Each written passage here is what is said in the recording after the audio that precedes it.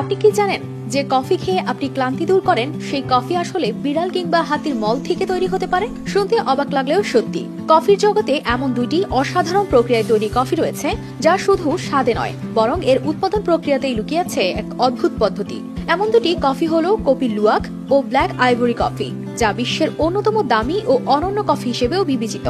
আসি কপি লুওয়াকের কথায়, যা ইন্দোনেশিয়ার সিভেট ক্যাট বা খাটাস বিড়ালের মল থেকে তৈরি হয়। কিন্তু ভাবছেন তা আবার কিভাবে? ইন্দোনেশিয়ার মুসাঙ্কো বা খাটাস জাতের এই বিড়ালটা মূলত বাগানে পাকা কফি খায়। এই কফি চেরির গায়ে থাকে মিষ্টি মা খাবার চেরি বীজ, যা আমরা কফি বীজ হিসেবে জানি, হজম হতে পারে না, তাই সেটি পেটের ভেতরে প্রাকৃতিকভাবে অক্ষত থাকে এবং মল আকারে বেরিয়ে আসে। এই বীজ খাটাসের পেটের হজম প্রক্রিয়া কফির তিক্ততা কমিয়ে তৈরি করে এক মোলায়েম স্বাদ। আর যখন এই প্রাণী সেই মলের মধ্যে থাকা কফি বীজগুলো সংগ্রহ করে একত্র করা হয়, এসব বীজ পরিষ্কার করে সূক্ষ্মভাবে প্রক্রিয়াজাত করা হয়। এই ধাপের পর কফি বীজগুলো শুকিয়ে ভাজা হয়, যা কফির স্বাদকে আরো উন্নত করে। আর এভাবেই তৈরি হয় কপি লুওয়াক, যা কফি।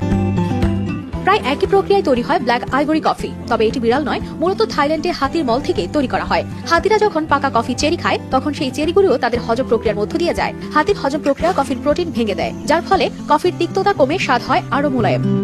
বিড়াল ও হাতির হজম প্রক্রিয়া কফির স্বাদকে এমন ভাবে পরিবর্তন করে যা অন্য কোনো পদ্ধতিতে সম্ভব নয়।